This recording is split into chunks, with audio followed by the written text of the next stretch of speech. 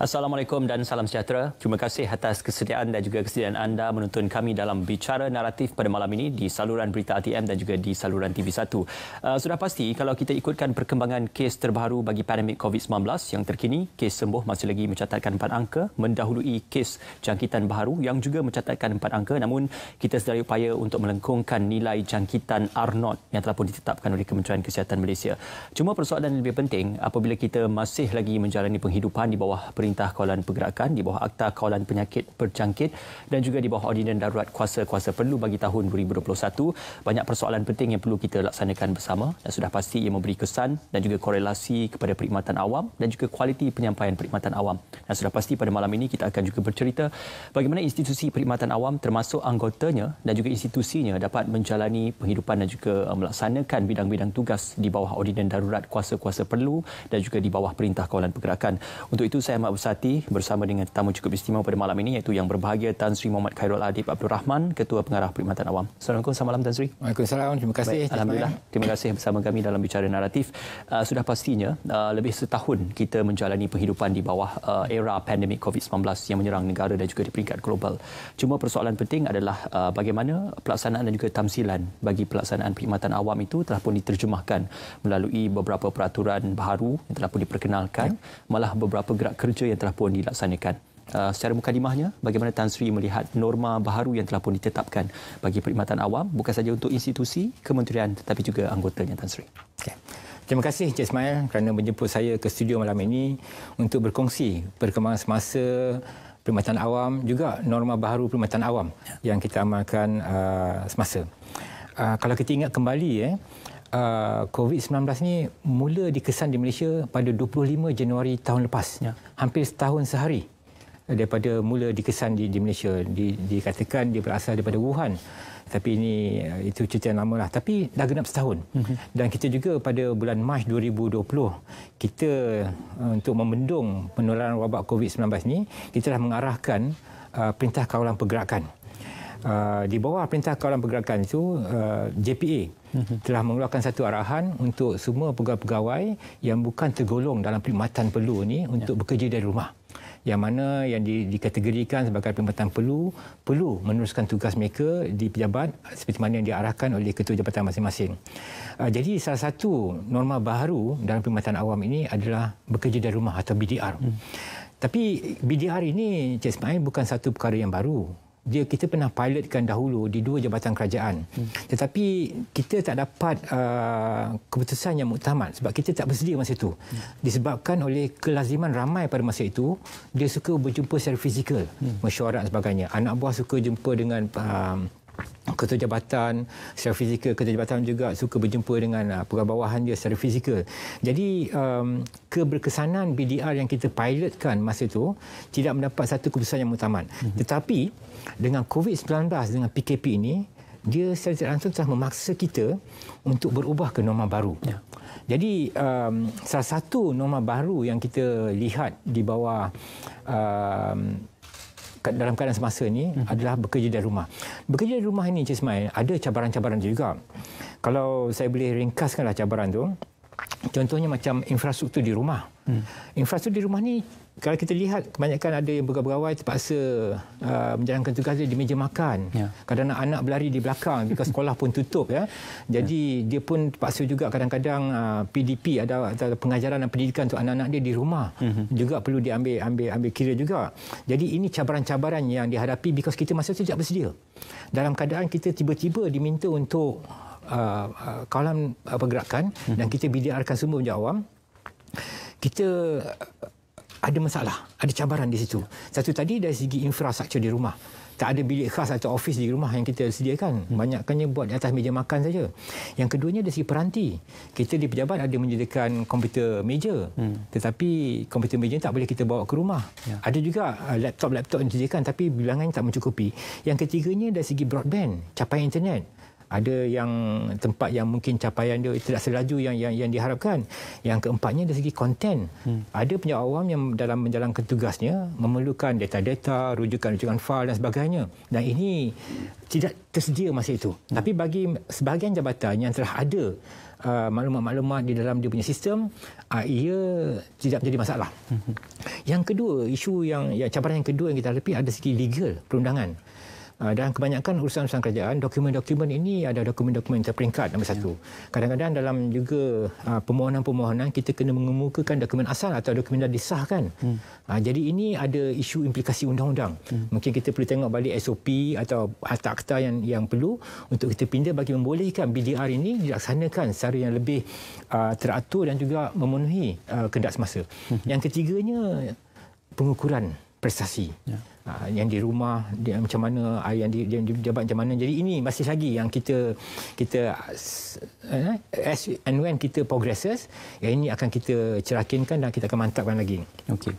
Jadi pada masa tersebut, Jasmine, kita tak ada pilihan. Kita punya learning curve tu is so steep. Kita punya keluk pendidikan kita tu sangat singkat sekali.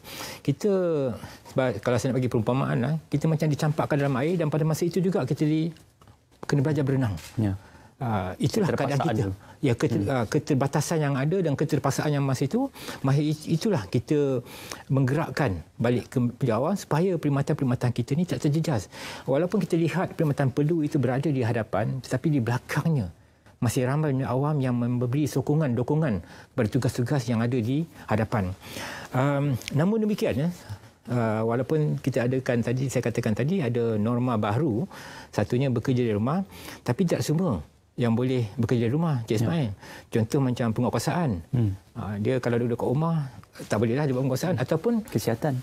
Yes, ataupun pemandu kenderaan pejabat. So kalau dia di rumah macam mana? Jadi dengan pergerakan masa ni, kita pun sekarang lihat kebanyakan mesyuarat-mesyuarat semua dijalankan secara online, atas talian. Tidak ada lagi keperluan untuk pergerakan pegawai-pegawai ke satu tempat yang lain. Jadi bila mana adanya perkembangan semasa ini, kita akan melihat semula keperluan yang ada dalam penjawat awam. Sebab kalau Cik Ismail ingat, dulu masa saya mula kerja dulu ada jawatan typist, jurutype. Sekarang tak ada lagi dah. Sekarang kita type sendiri. Jadi ini akan kita selaras dan kita akan semasakan bagi memenuhi keperluan-keperluan semasa. Jadi kata kunci di sini, Cik Ismail, dengan berlakunya peristiwa COVID-19 dan kita ada PKP, BDR dan sebagainya, kata kunci di sini adalah adaptasi. Kita kena adaptasi kepada keadaan semasa. Kalau ikutkan, kalau dulu di sekolah kita belajar teori Darwin, teori evolusi, Charles Darwin, dia kata sesiapa yang tidak boleh mengadaptasi, dia akan pupus. Jadi kita pun sama juga, perkhidmatan kita sama juga, kita kena adaptasi kepada keadaan semasa yang lebih memberikan kita peluang untuk berkhidmat dengan lebih cekap dan efisien. Sebelum bercerita tentang revolusi ataupun evolusi itu, Tan Sri, sudah pastinya apabila kita bercerita tentang penyampaian perkhidmatan awam ini, ia banyak bercerita tentang pelaksanaan dasar-dasar kerajaan, khususnya untuk dilaksanakan di peringkat akar umbi, yang mana dalam kerangka rakyat itu yang penting. Jadi perkhidmatan awam dan juga rakyat itu adalah satu sinergi yang tidak boleh dipisahkan.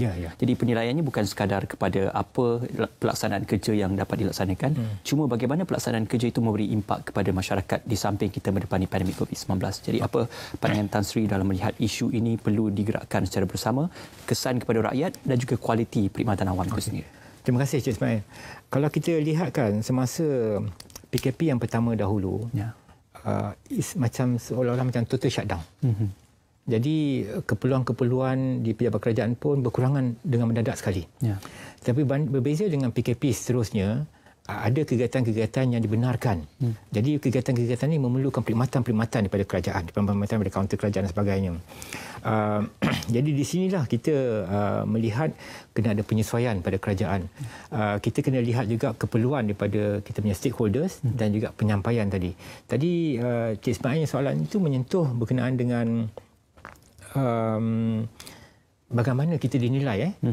Itu tadi kita tidak boleh menidakkan perkhidmatan kita. Maknanya perkhidmatan itu kena berterusan.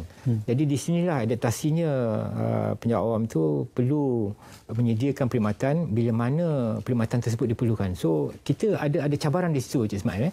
Saya nak pergi terus kepada beberapa contoh. Tetapi sebelum saya pergi pada contoh tersebut, saya nak sambung sedikit tadi dengan BDR tu. Lanjutan daripada BDR tersebut, kita dah mengeluarkan satu dasar awam berkenaan BDR. BDR sekarang ini dibenarkan atas dua keadaan. Satunya diarahkan oleh kerajaan. Ini contohnya macam PKP tu. Bila mana kerajaan arahkan, kita diarahkan untuk bekerja dari rumah. Yang keduanya, atas arahan ataupun kelulusan ketua jabatan. Ini contohnya macam pada musim banjir. Kalau pejabat dia terjejas oleh banjir, dia ketua jabatan boleh mengarahkan semua bekerja dari rumah. Jadi ini tidak timbul sebelum ini. Sebelum-sebelum ini kita tak ada istilah bekerja di rumah.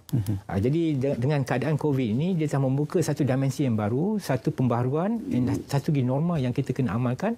Kita perlu bekerja dan kita dibenarkan atau kita dibolehkan untuk bekerja dari rumah. Jadi JPA juga, Cik Ismail, kita dah keluarkan surat edaran dan sebagainya untuk menjelaskan perkara-perkara yang dibenarkan. Kita dah keluarkan garis panduan untuk macam mana kita nak bekerja dari rumah. Jadi dalam hal ini, Cik Ismail, kalau dilihat dalam surat edaran JPA yang terakhir, tapi dalam itu dah been overtaken by event disebabkan oleh sekarang ini hampir semua negeri dikenakan perintah kawalan pergerakan kecuali Sarawak. Jadi dalam surat edaran itu, mana-mana negeri yang diperintahkan kawalan pergerakan, dia boleh kehadiran bagi perkhidmatan perlu adalah 100%, manakala kehadiran bagi perkhidmatan lain maksimumnya 30%. Jadi di sini juga, Cik Ismail, ada timbullah suara-suara yang mengatakan mungkin sas perkhidmatan awam ni perlu dikecilkan. Sebab kalau 30% saja, bolehlah. Yang lain tu tidak lagi diperlukan. Tapi sebenarnya tak tepat tu, Cik Ismail. Sebab kita penjawat awam ni, kita bukan bercuti. Kita bekerja. Banyak kerja yang dilakukan di belakang tabir tersebut tadi. Macam saya katakan, ada frontliners yang perlu bertugas, tetapi di belakangnya didokong oleh back end tadi yang bekerja di pejabat. Jadi kalau nak katakan bila mana kerahan tu ditetapkan pada 30%, dikecilkan pada 30%, yang dan itu tidak diperlukan, itu tidak tepat. Saya nak membetulkan pandangan ataupun pemikiran ramai bahawa memang kita ada isu-isu di mana keberadaan pegawai di pejabat itu perlu dikurangkan untuk membendung penularan wabak dan juga macam-macam yang lain. Tapi pelaksanaan tugas tetap dijarangkan. Ada yang kita benarkan sebab sekolah ditutup. Tadika ditutup. Jadi isu-isu pengasuhan kanak-kanak, terutamanya kanak-kanak OKU yang memerlukan jagaan rapi. Jadi sekiranya tak ada pusat jagaan yang boleh menjaga kanak-kanak seperti demikian, kita benarkan salah seorang daripada ibu bapa yang bekerja pekerjaan untuk bekerja dari rumah. Jadi banyak kelonggaran yang kita amalkan. Yang berkaitan Sri, mungkin dari segi kapasiti, saiz dan juga pelaksanaan tugas penjawat awam itu mungkin boleh kita korelasikan, juga kita bincangkan seketika nanti. Kita berjeda seketika dan semuanya kembali dalam Bicara Naratif.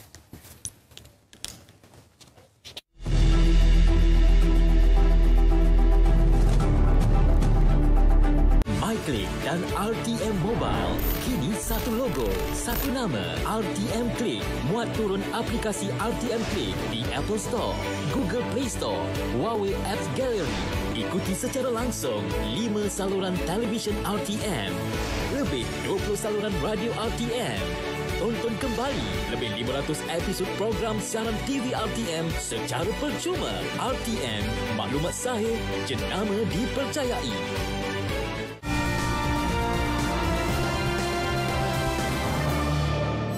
Kerajaan telah mengumumkan skim jaminan prihatin dana jamin atau SJPD yang berjumlah 50 bilion ringgit. Sebagai langkah penambahbaikan, kerajaan akan pertamanya meningkatkan pembiayaan maksimum daripada 500 juta kepada 1 bilion ringgit.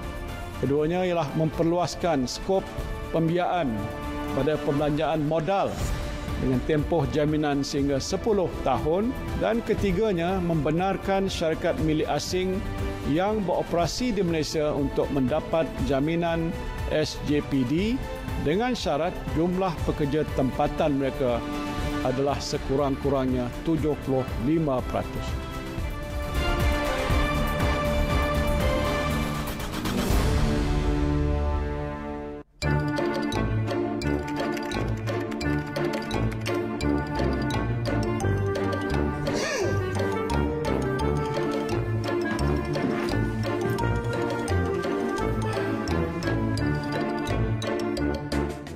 Cepat-cepat nak pergi mana tu bang? Aku kat sinilah.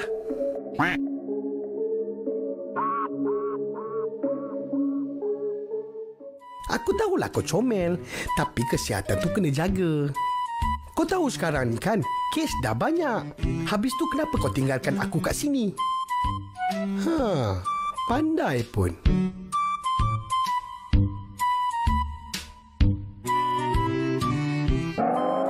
Oi!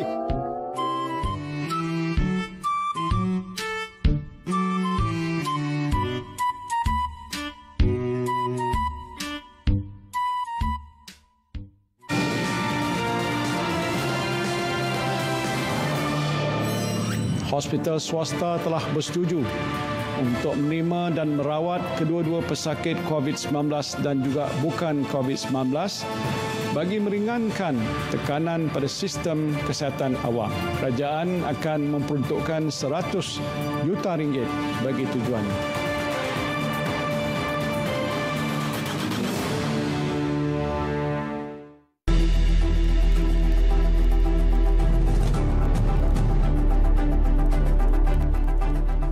Masih lagi bersama Bicara Naratif di saluran berita RTM dan juga di saluran TV1. Saya masih lagi bersama dengan yang berbahagia Tan Sri Muhammad Khairul Adi Abdul Rahman, Ketua Pengarah Perkhidmatan Awam. Tan Sri, tadi kita bercerita dan kita mengkorelasikan tentang isu pengecilan perkhidmatan awam dan itu sudah pun dinafikan dari segi kenyataan yang dikeluarkan oleh Yang Amat Tan Sri Muhyiddin Yassin bahawasanya walaupun kita ke arah e-kerajaan ataupun pelaksanaan pekerjaan melalui industri digitalisasi, namun 1.6 juta lebih kurang jumlah pejabat awam itu dirasakan perlu dan juga sesuai dengan kerangka kapasiti kerja yang diperlukan. Jadi bagaimana Tan Sri melihat perkara ini perlu untuk direncana dan juga diorak secara bersama dalam menilai perkhidmatan awam secara keseluruhannya? Betul Cik Ismail. Kalau sering diperkatakan dalam perbincangan pejabat umum, jumlah pejabat awam yang nampaknya besar dan kos untuk kita sara pejabat awam juga adalah tinggi.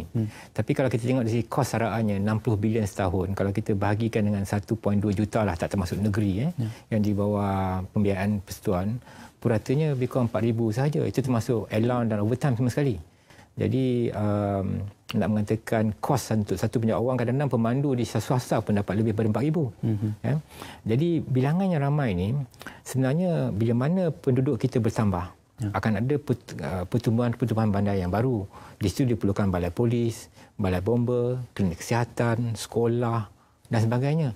Jadi tidak agak sukar bagi kita untuk menjawab bila mana perkembangan penduduk makin bertambah dan kita harus mengecil. Mungkin secara kita menggunakan lebih digital, kita menggunakan e-government. Tetapi dalam keadaan sekarang ini ada banyak lagi yang mungkin boleh saya kongsikan nanti, cabaran-cabaran untuk kita meng-e-kan kita punya perkhidmatan. Tapi itu salah satu caranya. Untuk kalau kita ingin melihatkan bilangan pejabat awam ni kecil peratusannya berbanding dengan penduduk seperti mana kebanyakan negara. Tapi saya dah pernah bentangkan dekat pengurusan tertinggi kerajaan, sebenarnya peratusan pejabat awam kita dengan nisbah 20 penduduk per satu pejabat awam bukanlah satu jumlah yang besar. Kalau kita tengokkan di negara Jepun, kita bincangkan tadi Cik Ismail, Jepun kalau dikirakan di Tokyo sahaja central government memang sedikit, tapi kalau kita ambil prefecture dia, 47 prefecture dia, kalau kita tengok yang mana gaji dibayar oleh cukai, peratusan dia lebih tinggi pada Malaysia. Kalau kita tengok Amerika, jangan kira Washington saja, di Alaska, di California, yang mana gaji ni dibayar oleh cukai rakyat, sama ada state ke atau county ke, kalau dijumlahkan semua sekali, nisbah dia lebih tinggi daripada Malaysia. Jadi kita ni sebenarnya kita memang sedar dan kita cuba mengurangkan. Tetapi dalam keadaan tertentu macam kita tak boleh mengurangkan anggota keselamatan. Sebab bila mana katakan PDRM, bila mana bertambahnya penduduk, kita juga ada banyak isu-isu kebajikan sebagainya. Dalam keadaan sekarang ini, bila mana berlakunya COVID, banyak di antara kita yang tiba-tiba terjatuh kepada golongan P40 yang memerlukan bantuan daripada kerajaan. Jadi inilah instrumen-instrumen organ-organ kerajaan yang akan terus membantu. Kita tak boleh semuanya melalui sahaja. Itu jawapan awal umum saya, Cik Ismail. Jadi berkenaan dengan apa yang Perdana Menteri mengatakan itu betul. Kita masih lagi memerlukan khidmat pejabat awam dan bilangan yang ada sekarang ini memadai untuk kita menterjemahkan dasar-dasar kerajaan kepada pelan-pelan tindakan.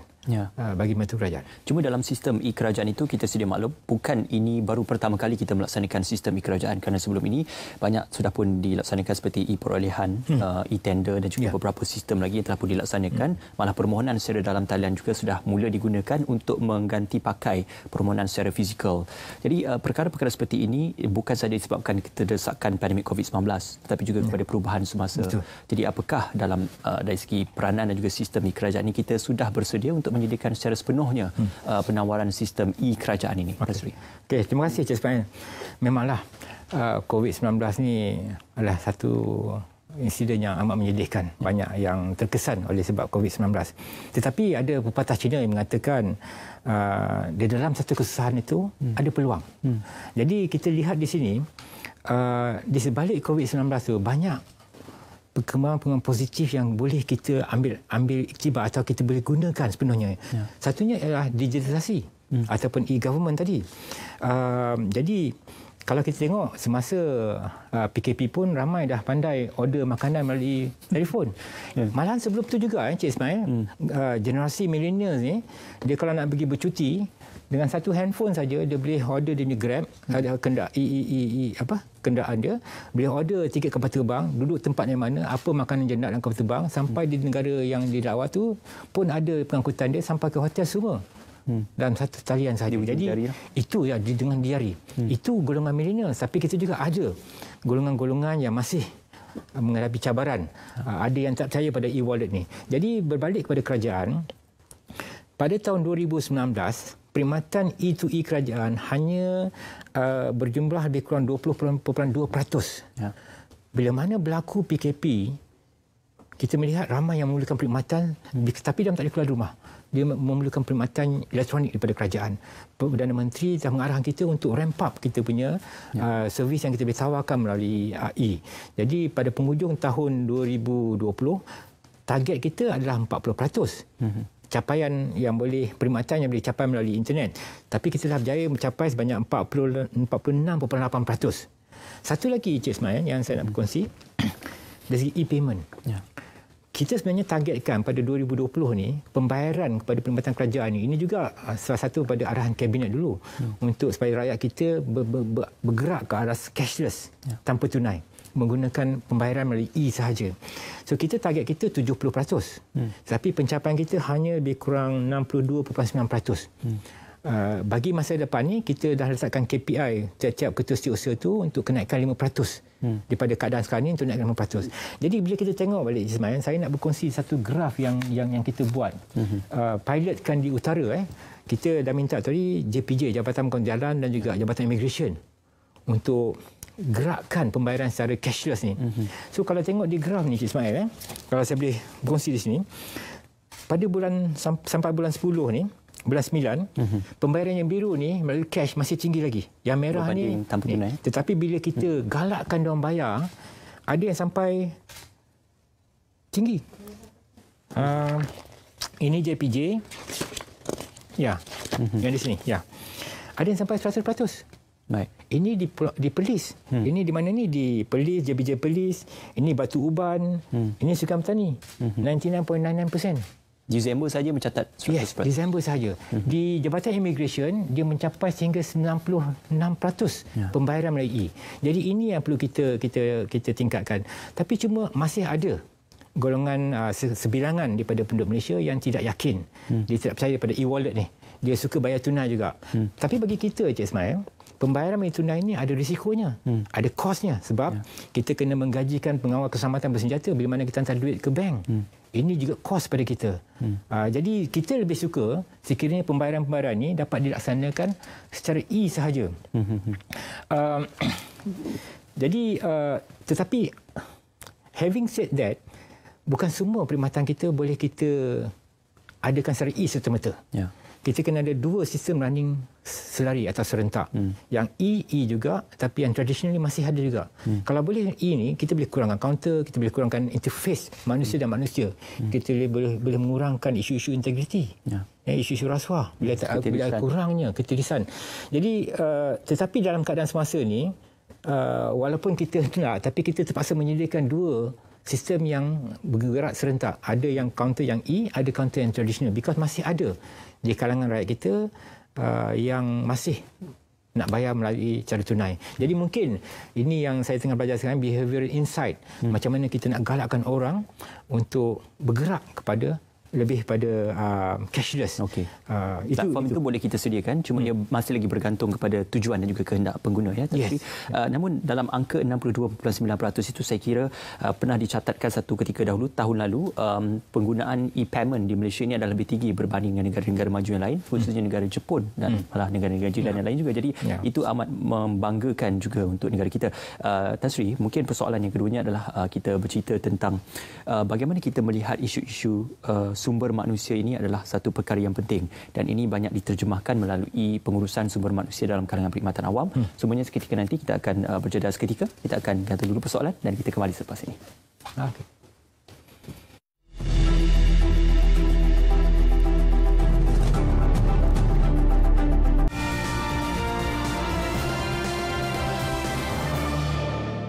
Sukacita kerajaan mengumumkan program subsidi upah 3.0 di bawah Perkeso akan ditambah baik, di mana semua majikan yang beroperasi dalam PKP layak untuk memohon tanpa mengira sektornya. Dan untuk tempoh 1 bulan, majikan yang layak akan menerima subsidi upah berjumlah RM600 bagi setiap pekerja mereka yang bergaji kurang daripada RM4,000. Dan selain itu, had 200 pekerja bagi setiap permohonan akan ditingkatkan kepada 500 pekerja. Inisiatif ini melibatkan peruntukan tambahan sebanyak RM1 bilion yang dianggar akan memanfaatkan 250,000 majikan yang menggaji lebih daripada 2.6 juta pekerja.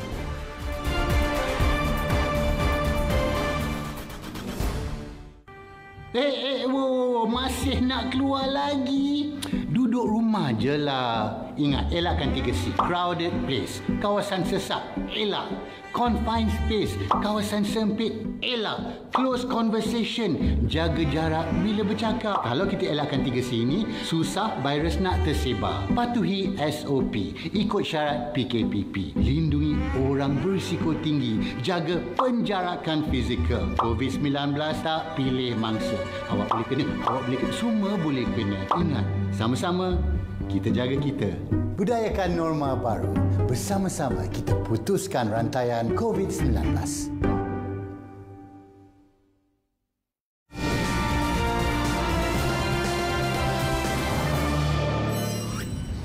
Kerajaan telah menyediakan dana tambahan sebanyak RM1 bilion, merangkumi hampir RM800 juta kepada Kementerian Kesihatan dan selebihnya kepada Majlis Keselamatan Negara dan juga agensi-agensi lain yang terlibat. Penyediaan peruntukan ini menumpukan kepada bekalan antaranya tambahan reagen dan kit saringan serta peralatan PPE terutamanya kepada petugas kesihatan. Kerajaan akan memastikan ketelusan perolehan vaksin dan program imunisasi kebangsaan akan diberikan perhatian utama. Sebanyak RM3 bilion telah diperuntukkan khusus bagi perolehan ini.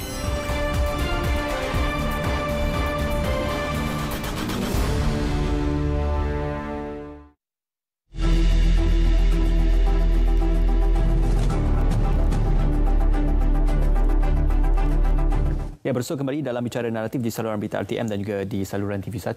Tan Sri, tadi kita teruskan dan juga kita lanjutkan perbualan kita tentang bagaimana pembayaran secara e-payment ataupun e-tunai ini boleh memudahkan urusan, dan ia menunjukkan satu pencapaian yang membanggakan dalam kalangan pelaksanaannya di peringkat awam. Jadi ini satu perkara yang perlu diberi perhatian oleh pihak kerajaan secara persekutuannya, Tan Sri. Ya. Betul, Encik Ismail. Sebenarnya bukan saja e-payment. Saya tadi nak menyambung sedikit. Bila mana MCO atau PKP diisytiharkan pada Mac 2020, masa itu cuti sekolah. Selepas tu keputusan SPM dikeluarkan. Kita JPA sebagai pentadbir beasiswa persekutuan, kita kena memilih pelajar-pelajar yang cemerlang ni untuk ditawarkan beasiswa persekutuan.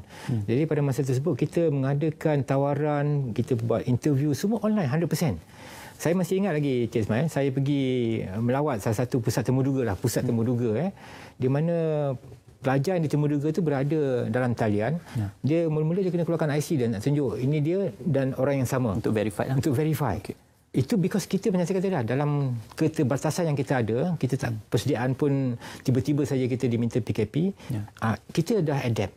So seperti tadi adaptasi tu, kita kena juga menawarkan beasiswa supaya mereka ni yang pelajar-pelajar yang cemerlang dapat meneruskan pengajian mereka sama ada dalam negara ataupun di luar negara.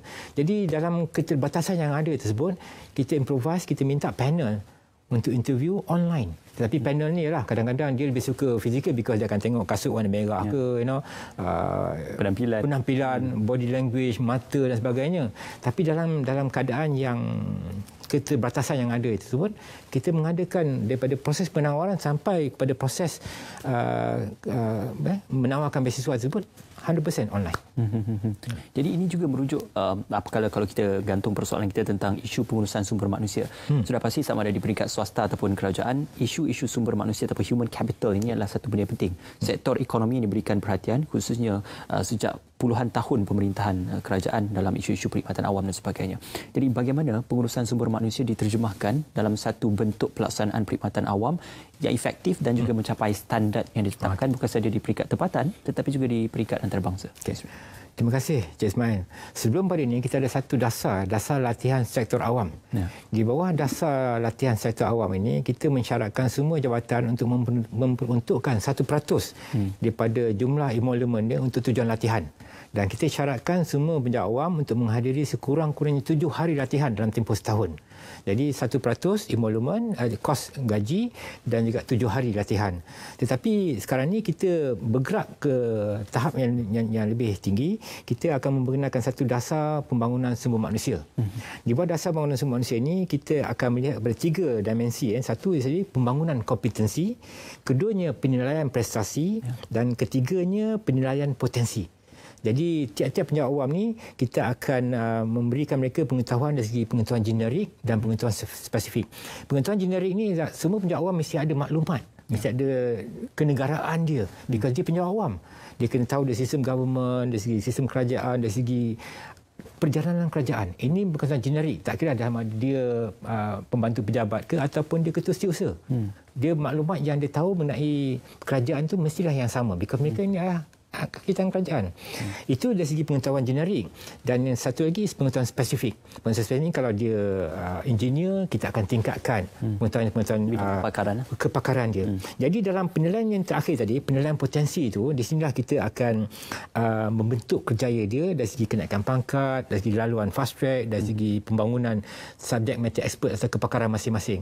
So inilah perbezaan dasar pembangunan sumber manusia yang baru yang menggantikan dasar latihan sektor awam. Dasar yang baru ni mungkin akan kita gerakkan sepenuhnya dalam pertengahan kedua tahun ini. Itu juga kita bercerita tentang pengurusan sumber manusia. Dan apabila kita bercerita tentang pengurusan sumber manusia, pelaksanaan disiplin di tempat kerja ataupun integriti tempat kerja itu adalah penting. Kita sedia maklum, inisiatif dilakukan di bawah pelan integriti, malah beberapa dasar-dasar integriti telah pun meletakkan bukan sahaja di sektor swasta tetapi juga di sektor kerajaan. Unit integriti banyak ditubuhkan. Perkara ini diberikan pencerahan yang lebih lanjut. Cumanya, apabila isu integriti, kita tolak ke tepi dahulu isu-isu rasuah, isu-isu kecuaian, ketirisan, tetapi kita lebih kepada isu-isu disiplin dalam kita mendepani norma baru ini. Bagaimana integriti dalam pelaksanaan disiplin itu perlu diterapkan seperti mana perjalanan pejabat secara fizikal melalui suatu perjalanan SOP norma baru yang lebih efektif dan juga lebih efisien, Tan Sri. Okey. Terima kasih Cik Ismail. Walaupun Cik Ismail tadi nak menjuruskan perbincangan kita lebih kepada kecekapan penyampaian perkhidmatan kerajaan, tetapi di luar sana tu bila menyebut integriti ni banyak dipalitkan dengan penjawat awam. Saya bila mula-mula memegang jawatan Ketua Pengarah Perkhidmatan Awam tu, pertama yang saya sampaikan pesanan ada 3 benda iaitu speed atau kecepatan untuk bertindak, integriti dan professionalism. Dalam amanat saya pada tahun baru ini, saya menekankan balik integriti. Kalau kita lihat balik Cik Ismail, pada tahun lepas saja, tak perlu kita pergi jauh. Tahun lepas kita didedahkan dengan pertamanya isu pemberian kad pengenalan palsu. Daripada situ dia dapat pasport. Kita juga ada isu pemalsuan dokumen. Kita ada isu penembusan pendatang asing di lapangan terbang kita. Kita juga isu pencemaran sungai yang mengakibatkan bekalan air tersekat. Yang terakhir sekali kartel daging. Jadi ini semua Cik Ismail, kalau kita lihat, kalau kita dalami betul-betul, dia berpunca pada integriti. Integriti. So di sini integriti macam betul kata Cik Ismail tadi, dia ada, bagi saya ada 2 dimensi. Satu integriti yang melibatkan duit RM1. Satu lagi integriti yang melibatkan kecikapan ataupun keusahawanan pegawai tersebut untuk menjalankan tugas dia mengikut arahan, mengikut kehendak semasa.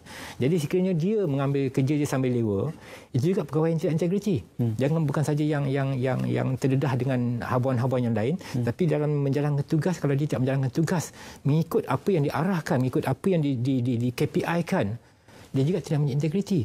Jadi seperti mana yang kita bincangkan sebelum tadi, bilangan penjawat awam ni ramai.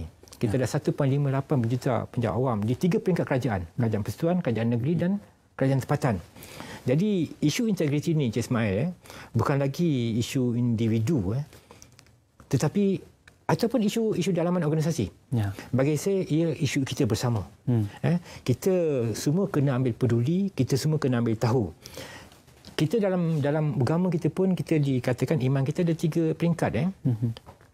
Kita tegar dengan tangan, atau kita tegar dengan mulut, atau kita marah dengan hati. Itulah yang paling lemah. Jadi sekarang ni dengan keadaan kita tak lagi boleh duduk diam. Tak boleh marah dengan hati, because lama kelamaan dia akan sampai juga dalam, walaupun kita jaga kita, orang kata saya jaga saya lah, kubur saya, kubur Cik Ismail, kubur Ismail. Tetapi akhirnya macam kita tengok dalam kes isu katil daging, akan sampai juga sup ekor kanguru kat atas meja kita. Kita tak boleh duduk diam. Jadi saya menyeru pada semua penjawat awam, kita kena jaga kita kena jaga negara. Kita kena pastikan kalau ada di antara kita yang membuat kerja yang tidak sepatutnya dijalankan, kita kena tegur, kena laporkan, jangan takut. Janganlah nak tunggu ganjaran, because ini perkhidmatan kita. Kita patutnya menjaga, kita tak boleh benarkan golongan minoriti menconteng arang di muka kita, menjatuhkan maruah perkhidmatan kita. Kita kena bertindak. Jangan nanti yang minoriti ini menggambarkan yang majoriti. Saya percaya majoriti penjawat awam Cik Ismail, mereka kekal teguh dengan dia punya ikrar dan sumpah dia, berkhidmat untuk negara. Jangan kerana nilai setitik rosak susu sebelanga. Tetapi itulah. Tapi satu yang saya nak pesankan di sini, kita tak ada toleransi, tak ada kompromi dengan pesalah-pesalah yang tidak mengikut norma-norma penjawat awam. Tetapi kadang-kadang bila berlakunya tangkapan, bila berlakunya pertuduhan, dia dipaparkan, disensasikan di surat khabar. Ini bukan bermakna, ini bermakna Cik Ismail, kita bertindak. Kita kena tengok bila mana ada tangkapan, bila mana ada pertuduhan, maknanya kita sedang berusaha untuk membersihkan perkhidmatan. Jadi akan ada banyak lagi sekiranya isu itu masih besar. Jadi janganlah kita kata bila banyak pembongkaran dedahan ni memang isu itu banyak. Tak, kita sedang membersihkan. Kita sedang membersihkan. Jadi saya meminta supaya semua melihat apa-apa yang dilakukan oleh rakan-rakan kita di SPRM, di PDRM dan mana-mana agensi penguasa untuk menangkap elemen-elemen yang tidak sepatutnya berada dalam perkhidmatan awam ini sebagai satu tindakan pembersihan. Memang ada. Kita dalam dunia ni Cik Ismail, nak katakan negara yang tak ada rasuah tu memang tak ada, tapi kita kena kurangkan. Yang kita kena bertindak. Dan inilah yang terkeluar terpampang di dada akhbar, dipaparkan di televisyen. Inilah tindakan kita. Sifat rasuah memang payah, tetapi nak mengurangkan itu boleh kita lakukan. Boleh kita lakukan. Tan Sri, korelasi daripada isu integriti itu banyak dipersoalkan oleh masyarakat adalah tentang karenah birokrasi dalam khususnya sistem penyampaian perkhidmatan awam. Sudah pasti melalui kerajaan ini ataupun penyampaian melalui perkhidmatan secara dalam talian, karenah birokrasi itu diharap mampu untuk dikurangkan, dipercepatkan atau dipermudahkan. Jadi bagaimana Tan Sri melihat isu-isu tentang birokrasi dan juga karenah yang dimainkan di bawah birokrasi boleh diselesaikan melalui isu-isu pengurusan secara dalam talian? Tan Sri. Pertamanya, Cik Ismail, birokrasi ini bukanlah satu perkataan yang kotor. Birokrasi ini menentukan satu standard atau norma-norma yang perlu diikuti. Tapi bila mana terlalu banyak birokrasi, akan adalah peluang-peluang untuk orang untuk circumvent sistem atau proses tersebut. Jadi salah satu approach kita sekarang ni, macam yang kita bincangkan tadi, melalui e-government ataupun digitalisasi. Kalau kita tengok sebelum ini, bila mana kita ada kamera awas tu, AES, tak ada nak counting lah. Bayar sajalah. Kalau dah keluar gambar senyum dekat tu, nombor plate kereta, pergi bayar saja. Sebelum ni memang boleh. Kita boleh boleh bincang. Tetapi sekarang tak boleh. Jadi dengan kita menggerakkan perkhidmatan awam ni ke arah kurangnya interface manusia dan manusia, kita boleh mengurangkan isu-isu tersebut. Dan kita bila mana kita meningkatkan digitalisasi tadi, macam saya kata Cik Ismail, macam tadi kita bincangkan, di China sekarang ni dia menggunakan e-currency. Salah satu tujuan China menggunakan e-currency ialah mengurangkan rasuah. Takkan you nak hantar duit melalui ke akaun you. Semua boleh di-trace. Kita juga sebab tu juga kita kalau boleh sebagai usaha kita untuk menggunakan cashless payment. Tak ada lagi yang bawa duit. Jadi di sinilah bagi saya ini salah satu cara kita untuk mengurangkan atau untuk mengurangkan pendedahan ataupun keberengkalian berlakunya ketirisan dalam perkhidmatan kerajaan melalui digitalisasi. Bila mana kurangnya interface, kalau orang semua beli bayar semua pakai online di rumah saja, tak ada. Ya, insya-Allah. Pelaksanaan e-kerajaan didokong secara bersama dengan pelaksanaan penyampaian perkhidmatan secara fizikal. Tan Sri, sekali lagi kita akan berehat seketika, semuanya kembali nanti dalam Bicara Naratif.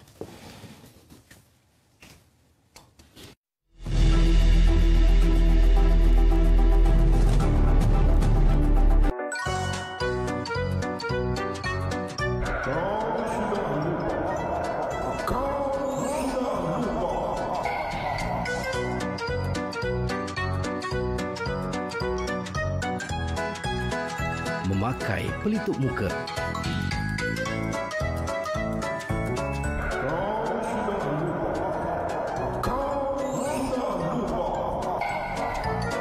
Amalkan penjarakan fizikal di mana-mana sahaja.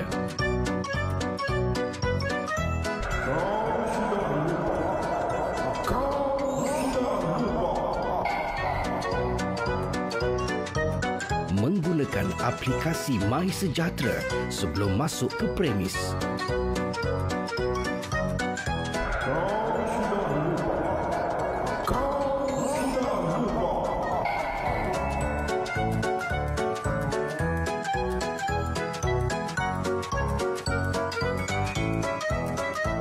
Gunakan pensanitasi tangan. Amalkan pembudayaan norma baru dalam kehidupan.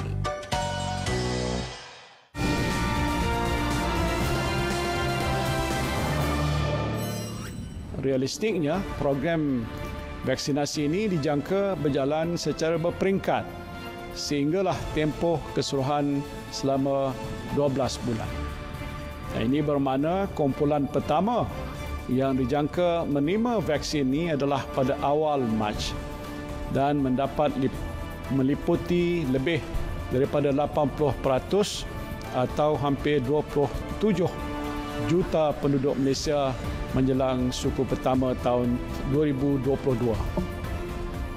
Mengambil kira situasi semasa, kerajaan akan menambah lebih daripada 3,500 anggota kesihatan yang mula bertugas pada hujung bulan ini dengan peruntukan tambahan 150 juta ringgit. Musim COVID-19 ini, Mira pun tak terkecuali daripada patuh arahan kerajaan. Misalnya, kerja dari rumah. Dan yang paling penting, jaga kesihatan. Manfaatkan ruang, lakukan senaman ringkas di rumah. Contohnya, ikuti senaman secara maya dan boleh hirup udara segar di depan rumah. Jangan lupa, amalkan 3W, wash, wear and warn. Dan elakkan 3S, kawasan sempit, tempat sesak dan sembang dekat-dekat. Kekalkan kecergasan anda dan jaga kesihatan. Sama-sama, kita jaga kita. Budayakan norma baharu, bersama-sama kita putuskan rantaian COVID-19.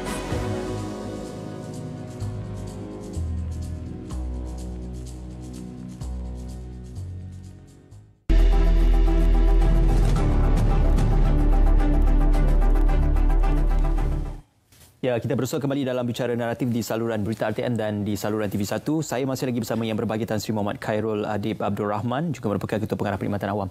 Tan Sri, tadi kita banyak bercerita tentang pelaksanaan penyampaian perkhidmatan awam. Cuma dalam tempoh kita mendepani proklamasi darurat di bawah Ordinan Darurat Kuasa-Kuasa Perlu 2021, ada disebutkan tentang mobilisasi perkhidmatan awam juga, dan telah pun ditegaskan tentang bagaimana penyampaian perkhidmatan awam boleh diteruskan dan juga dilaksanakan. Jadi bagaimanakah gerak kerja mobilisasi yang digerakkan bukan saja di peringkat kerajaan persekutuan tetapi juga di peringkat kerajaan negeri dan juga kerajaan tempatan, Tan Sri. Okey, terima kasih Cik Ismail. Hari ini yang bahagia Ketua Sesi Negara Tan Sri Zulkifli telah mengeluarkan satu kenyataan akhbar. Ya. Salah satu daripada pendekatan kita dalam menangani darurat COVID-19 ini adalah kita akan menggunakan Seksyen 4 Ordinan Darurat Kuasa-Kuasa Perlu 2021 untuk kita mengarahkan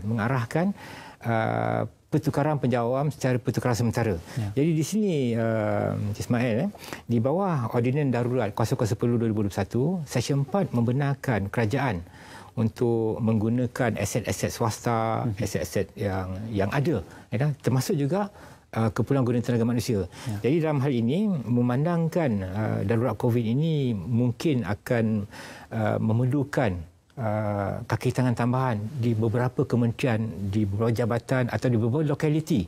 Jadi kerajaan melalui pengumuman yang bagi Tan Sri KSN pagi tadi, kita telah pun mengutuskan surat pada semua ketua-ketua semua setiausaha kerajaan negeri pada hari ini memaklumkan bahawa kita mungkin akan menggunakan Seksyen 4 ini untuk mengarahkan mana-mana penjawat awam untuk ditugaskan semula secara sementara di mana-mana kementerian, jabatan atau lokaliti yang memerlukan perkhidmatan mereka. Jadi di sini, Cik Ismail, kalau saya boleh huraikan sedikit, di bawah Kuasa-Kuasa Perlu Darurat 2021 ini, sekiranya ada jabatan memerlukan tambahan kaki tangan, kita kalau nak ambil pegawai sekarang ini agak dalam tempoh yang singkat mungkin sukar. Jadi untuk membendung atau untuk membantu menyelesaikan masalah dalam tempoh darurat ini, kita mungkin menggunakan mobilisasi penjawat awam. Kita akan gunakan di pada mana-mana jabatan atau kementerian yang mungkin kita reassignkan orang. Kita boleh mengarahkan pertukaran mereka ke jabatan atau ke lokaliti yang memerlukan penugasan mereka secara penempatan sementara. Bila mana berakhirnya darurat, mereka akan kembali kepada jabatan asal mereka. Jadi dalam ketiadaan mereka di jabatan, jabatan tersebut tak boleh diisi. Tidak ada pengganti dan sebagainya. This is just temporary measure. Sebab itu dibuat di bawah Ordinan Darurat. Ordinan Darurat ini mempunyai kuasa yang agak luas untuk kita mengatasi apa-apa isu yang menyebabkan darurat tersebut. Dalam kes ini COVID-19. Darurat itu diisytiharkan disebabkan oleh COVID-19 dan kita harus memerangi pandemik COVID-19 ini. Jadi di sini termasuk juga akan makan masa sampai juga vaksinasi. Jadi akan gunakan kaki tangan tambahan. Jadi kita nak mengambil jawatan tambahan hanya untuk tugasan ini, mungkin selepas ini akan berlaku redundancy. Jadi kita akan gunakan kaedah mobilisasi. Jadi Seksyen 4 Ordinan Darurat Kuasa-Kuasa Perlu 2021 membenarkan di bawah kuasa yang diturunkan oleh Yang di-Pertuan Agong, membenarkan kita untuk menggerakkan. Jadi kita akan gunakan seksyen ini untuk kita melihat kepada mana-mana keperluan dan kita tampung daripada mana-mana jabatan kementerian yang boleh memberikan. Tapi ini juga akan kita buat mapping dari segi tempatnya, katakan dia diperlukan di Ulangan ataupun di Kuala Krai. So kita akan ambil yang berdekatan. Sekiranya contoh, sekiranya Jabatan Kesihatan Negeri memerlukan kenderaan dan pemandu, kita akan ambil kenderaan pemandu di lokaliti Jabatan Kesihatan yang berkenaan yang paling dekat dan kita gerakkan ke Jabatan Kesihatan untuk mereka gunakan. Tapi pemandu ini masih lagi bertugas dengan jabatan asal tapi ditugaskan secara penempatan sementara sahaja. Selagi mana tugas dia diperlukan. Jadi mungkin berlanjutan hingga 2 bulan, 3 bulan atau bila mana saja. Tapi seperti mana ordinan darurat ini, dia akan terbatal bila mana darurat tersebut tidak lagi berkuat kuasa. Okey.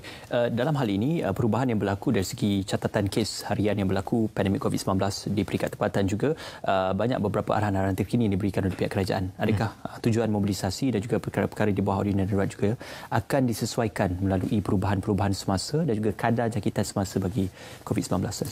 Betul, Cik Ismail. Sebagai contohlah, dibincangkan pagi tadi, salah satu penyumbang utama kepada penularan wabak COVID-19 ini adalah disebabkan oleh pekerja asing dan juga keadaan tempat duduk mereka, termasuklah di kilang, di kawasan-kawasan pembinaan dan sebagainya. Jadi akan ada penguasaan yang lebih untuk kita pastikan mereka ini tidak menjadi punca penyebaran atau punca penyakit-penyakit. Jadi di sinilah mungkin akan diperlukan kaki-kaki tambahan untuk kita pergi buat inspection, kita pergi ke lapangan untuk melihat dan menyelesaikan masalah. Ini salah satu approach yang kita gunakan, tapi dalam bentuk sementara. Bila mana keadaan kembali stabil, mereka kembali kepada jabatan asal mereka. Ini satu juga isu yang mungkin banyak dibincangkan di peringkat pejabat-pejabat awam tentang untuk kembali ke stesen bertugas masing-masing ataupun kembali ke tempat bertugas masing-masing. Sudah pasti arahan terkini sama ada PKP, PKPB, PKPD itu adalah menurut kepada keputusan MKN dan juga KKM. Cumanya kepatuhan kepada kembali ke stesen bekerja atau kembali ke tempat kerja masing-masing itu perlu sentiasa dipatuhi menurut kepada perkeliling ataupun peraturan peribadatan dan juga pejabat awam. Jadi bagaimana Tan Sri melihat keperluan dari segi arahan untuk berada di kawasan stesen tempat kerja ini adalah satu perkara utama yang perlu dititik beratkan oleh pejabat awam sendiri. Okey. Terima kasih Cik Ismail. Kalau kita lihat kembali semasa mula PKP diarahkan pada bulan Mac 2020, masa itu cuti sekolah. Ramai di antara ibu bapa dan keluarga masing-masing bercuti di kampung. Kemudian PKP dikenakan.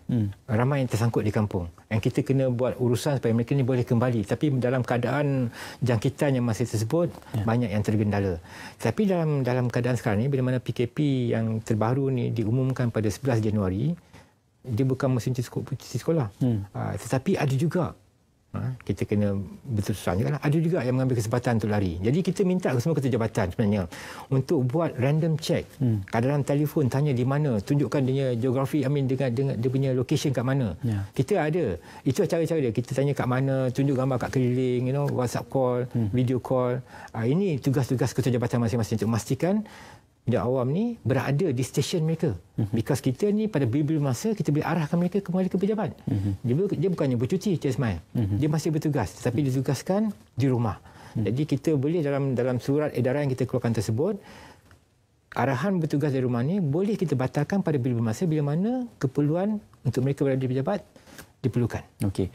Adakah mengambil kehadiran melalui secara dalam talian itu dianggap sebagai efektif dalam memastikan kehadiran para pekerja walaupun mengalami ataupun melalui proses bekerja dari rumah? Itu yang saya katakan tadi. Kita dalam keadaan yang masih baru pada norma yang baru ini, kita akan memperkemaskan. Masih ada lagi lompang-lompang yang perlu kita perbaiki.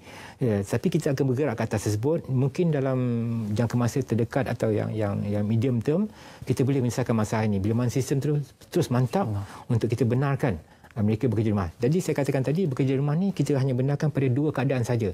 Satu yang diarah oleh kerajaan, yang dua diarahkan atau dibenarkan oleh ketua jabatan. Yang dimohon oleh pegawai, belum lagi kita fikirkan. Sebab ini ada isu dia. Isu kawalan, isu kualiti, isu disiplin dan sebagainya yang tak boleh kita leraikan sekarang ni. Jadi kita tangguhkan itu dulu. Jadi sekarang ni BDR hanya dibenarkan pada dua keadaan. Diarahkan oleh kerajaan atau diarahkan oleh ketua jabatan. Okay, InsyaAllah kita bergerak ke arah penambahbaikannya yang berbagai Tan Sri. Satu pesanan terakhir juga untuk buat seluruh pejabat-pejabat awam, lebih kurang 1.58 juta pejabat awam, malah bukan saja peringkat kerajaan persekutuan, kerajaan negeri dan juga kerajaan tempatan. Dengan hashtag kita jaga kita dan juga kita jaga negara, itu satu perkara yang perlu untuk digerakkan dan juga perlu ditamsilkan secara bersama. Jadi apakah harapan dan juga pesanan yang berbagai Tan Sri kepada seluruh pejabat awam dan juga mungkin rakyat Malaysia yang ingin mengetahui dengan lebih lanjut bagaimana perkhidmatan awam ini digerakkan dan juga melalui satu proses yang lebih efektif, Tan Sri? Okey, terima kasih Tuan Ismail. Saya rasa sebagai penutup kepada acara kita pada malam ini, kita melihat pejabat awam ni berat mata memandang, berat lagi mahu memikul. Kalau kita imbas bermula pada tahun 2018, bila mana berlaku perubahan politik, landscape politik di negara. 2018, 2019, 2020 ada COVID, 2021 ada darurat. Tapi dalam keadaan yang agak tidak menentu ni, salah satu faktor yang konstan, yang malang adalah pejabat awam. Kita berada di sana.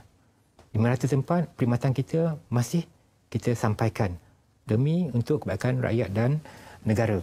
Jadi tagline berkhidmat untuk negara tersebut benar-benar teruji. Bila mana kita lihat di kaca TV, penjajah awam terutamanya yang frontliners yang pakai PE, yang peluh boleh diperah daripada baju, masih menjalankan tugas. Yang mana tertidur atas meja, yang mana menjaga sekatan jalan raya, makan, minum di bawah hujan, sebagainya. Inilah penjajah awam. Naluri mereka, semangat mereka ni benar-benar menjiwai penjajah awam. Jadi jangan kita amanah. Menjaga amanah. Jadi kesetiaan kita tidak berbagi Cik Ismail, kepada raja dan negara, dan kita khidmat setia kepada kerajaan yang memerintah. Jadi pesanan saya dah, tiada politik dalam perkhidmatan awam, dan juga kita tidak akan politikkan perkhidmatan awam. Baik. Kita konstan. Tadi kita bincang mengenai kematangan politik di Malaysia dalam tempoh 3 tahun telah berlaku 3 perubahan kerajaan. Yang ada yang konstan dan penjajah awam. Berubah-ubah. Tapi penjajah awam ni mesti kita kekalkan neutrality dia. Kita berkhidmat, our loyalty is to the king and country, but we serve the government of the day. Jadi harapan saya supaya penjajah awam ni diberikan kesejahteraan dan iltizam yang tinggi untuk memberikan perkhidmatan yang terbaik buat negara dan juga rakyat. Saya juga berharap agar COVID-19 ni dapat diuraikan dengan segera supaya kita dapat teruskan usaha untuk memajukan negara kita. Dan akhir sekali saya menyeru, saya berharap semua penjajah awam kita haruslah berpegang teguh pada ikrar dan sumpah kita, iaitu berkhidmat untuk negara. Kita jaga kita jaga negara. InsyaAllah. Itulah sumpah kita. Juga setia kepada raja dan juga negara, dan juga memegang dan juga memikul amanah selaku penjawat awam. Terima kasih atas perkongsian yang cukup baik pada malam ini yang berbagi Tan Sri Muhammad Khairul Adil Abdul Rahman, Ketua Pengarah Perkhidmatan Awam. Itulah dia kita dapat tamsilkan, juga dapat kita simpulkan secara bersama, walaupun norma baru kita berdepani Perintah Kawalan Pergerakan ataupun Ordinan Darurat Kuasa 10 2021 di bawah proklamasi darurat, namun fungsi dan juga tugas Perkhidmatan Awam dan juga penjawat awam masih dilaksanakan seperti biasa. Malah beberapa penambahbaikan untuk memastikan penyampaian perkhidmatan awam akan dapat ditingkatkan. Terima kasih bersama kami dalam Bicara Naratif pada malam ini. Teruskan siaran anda bersama kami di saluran berita RTM dan TV1. Dengan itu, Assalamualaikum. Assalamualaikum.